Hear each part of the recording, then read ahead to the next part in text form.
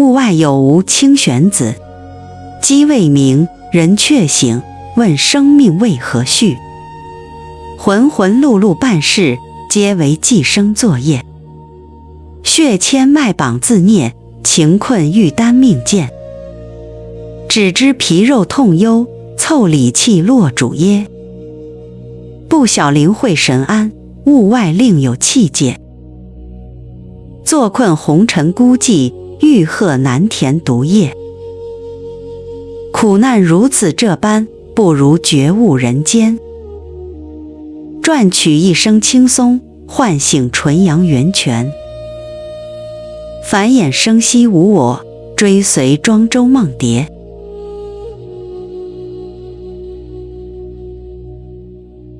Viruses are simply dead cell debris. This is a dying cell, and these are viruses, the debris from the dying cell. And bacteria and germs are simply dead cell debris eaters. These bacteria are simply the body's janitors. Their job is to eat and remove this dying cell's viral debris and transmute that debris into fuel and energy without photosynthesis. As we've pointed out in several previous films, Dr. Fraser of Canada and Dr. Powell of California have experimented with billions of germs of all varieties. That includes all known bacterial forms, but have been unable to produce a single disease by the introduction of germs into human subjects. Dr. Waite tried the same for years to prove the germ theory, but he too could not do so. Dr. Cowan is correct when he states that no one has ever caused any disease in any person or animal by introducing into them just a pure isolated bacteria or virus, ever. The germ theory of disease is the origin of the myth of contagion. It is just a theory, not a fact, and it applies to all bacteria and germs, not just virus particles made out of dead cell debris. And here is the heart of all of the confusion. Though germs themselves are neither contagious, harmful, or toxic, under certain conditions, the byproducts of a small percentage of these germs can be highly toxic and poisonous. Snakes are an excellent analogy for understanding germs and bacterium. Out of 3,000 known species of snakes, only 600 or 20% of those species are even venomous, and only 200 species or 7% of all snakes carry a venom able to significantly harm or kill a human. 90% of those rare dangerous kinds of snakes live in places where humans very rarely go or encounter them, unless purposely looking for them. None of those snakes or their fangs are dangerous to humans. It is the venom byproduct that the snakes can produce that can be harmful or fatal. If you remove the poison glands from a cobra, it can bite you all at once. It will not kill you. You can even cook and eat a poisonous snake. Snakes and snake bites are not fatal or harmful. The poisonous venom byproduct or waste product of 7% of snakes injected into your bloodstream is what is harmful or fatal. Germs are no different. Your own body has trillions of them inside of you at all times, eating your viral dead cell debris and waste products.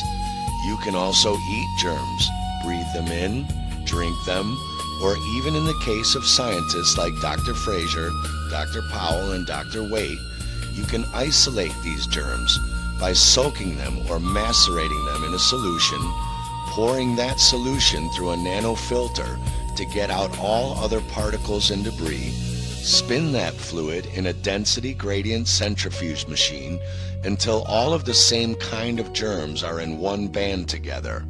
Suck that band out with a pipette and inject that isolated germ or bacteria into a human subject, and nothing will happen.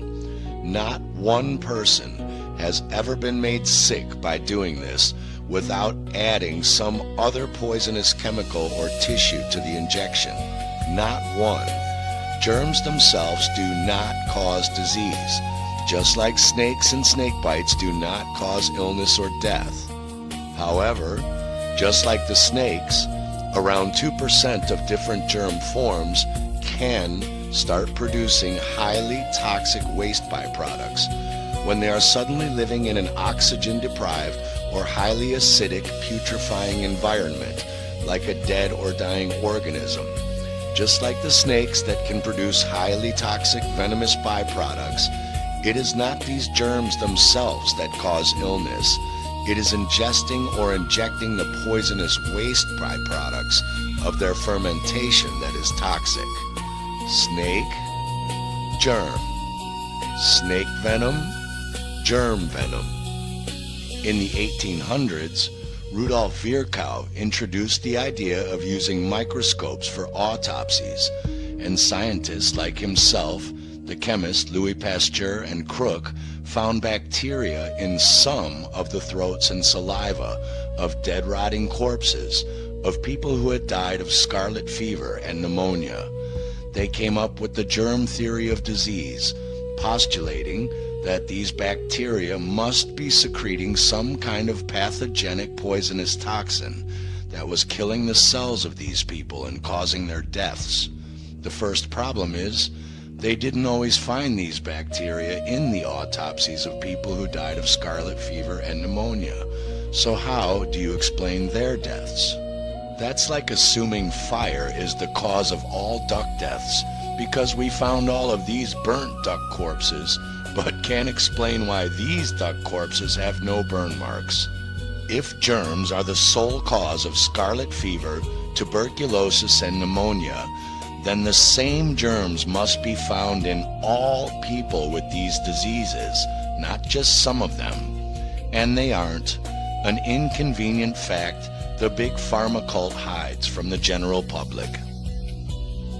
The second problem was, the fields of biochemistry and molecular biology were not advanced in the 1800s, and we now know that bacteria do not produce toxins, but normal enzymes like amylases, lipases, and proteases used in food and alcohol fermentation or the production of lactates that either do not appear in a healthy human being, or if they do, never in such an amount as to make them dangerous.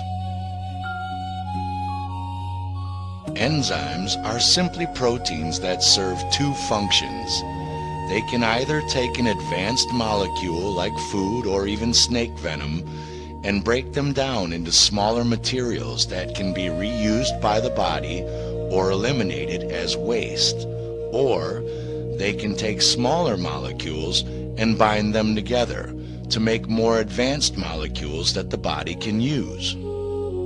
Enzymes themselves are not poisonous or usually dangerous, but in certain cases, the breakdown byproducts like lactates and fermentation from them breaking down these complex materials can be highly toxic to the human body.